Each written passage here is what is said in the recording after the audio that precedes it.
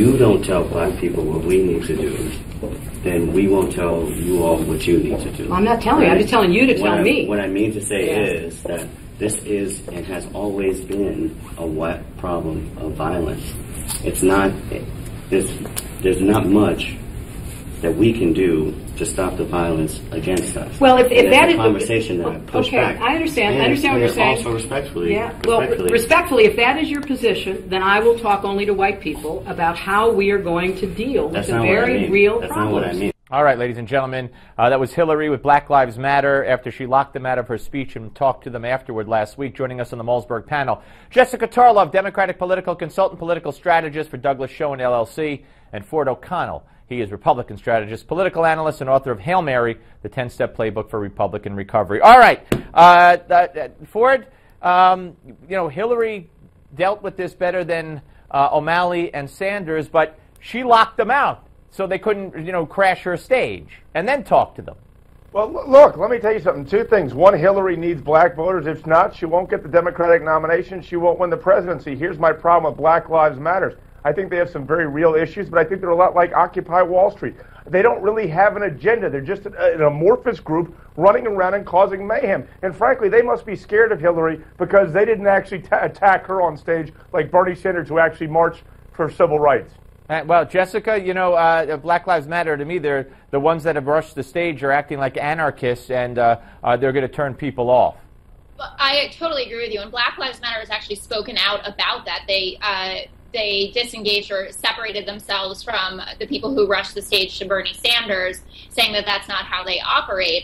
But to Ford's point, I think that it's very clear that the Black Lives Matter needs to have a very specific agenda, just like any candidate, any policy group that's trying to advocate for reform, and to come out there and to make it clear to the candidates what they're looking for and how they can work together to move forward. All right, Mike Mukasey, the former Attorney General of the United States, was on with us last segment, and he said that Hillary's defense on this email thing, where I never sent anything or received anything marked classified, is no defense, Ford, because of course things aren't going to come that are stamped classified, but if she's writing up an email about a situation that is high level or receives one, then she has to know it could classify, if you will, or qualify as classified. She has to use her judgment. The fact that there's no stamp does not fly as a defense. Well, the law is 18 U.S.C. 793F. It's strict liability. It doesn't matter whether she knew it was classified or not. Remember what she's using here. That is a talking point to make people think, well, if it can't be her fault, then she did nothing wrong.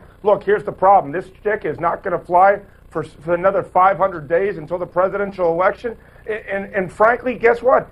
54% of Americans think she lied about classified information on her server and put national security at risk. So guess what? This is a problem of her own making, and she keeps digging a big hole. Jessica, is there any way you're defending her on this? Well, I'm defending the fact that if the information was retroactively classified, which is what she and her... None of it was retroactively classified. We already know two were not. No, we don't already know that. Yes, we do. It is a strict liability either. Yes, we do. We know that 2 top secret emails were actually classified when she received them. According to independent observers. And now there's all kinds... Look, you can't tell me that's the only email she used, Jessica. If she wasn't sending and receiving classified information and emails, then what the heck was she doing?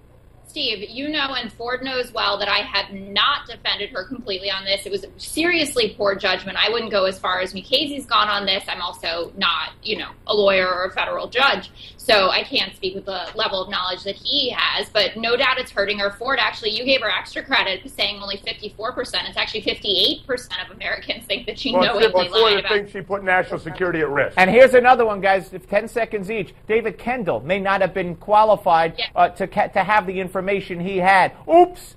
Yeah, I always thought that was a problem. I don't know how you could think that you could over the information. The State Department's covering for David Kendall, and the FBI saying, guess what? You didn't have the clearance. Again, another drip question for Hillary. Yep. All right, guys, appreciate your time. Ford and Jessica, thank you both very much. Susan Ferricchio will be up next. We'll talk a lot of Trump and immigration. But first, as Donald Trump continues to surge in the polls, so does the popularity of his cap. And he's made it famous. It says, Make America Great Again right there on the cap. You want your very own Make America Great Again cap? It's a $25 value for free with this offer. Just pay shipping and handling. And what you do is you go to newsmax.com/TrumpCap.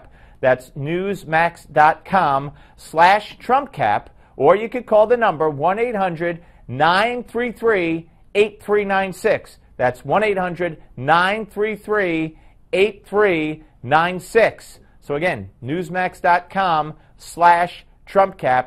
And make sure you get your Trump cap today. When we come back with Susan Ferriccio, we're going to be talking about Donald Trump and his proposal to end what I call anchor babies. And we'll see how that popularity is taking off or not. Don't go away.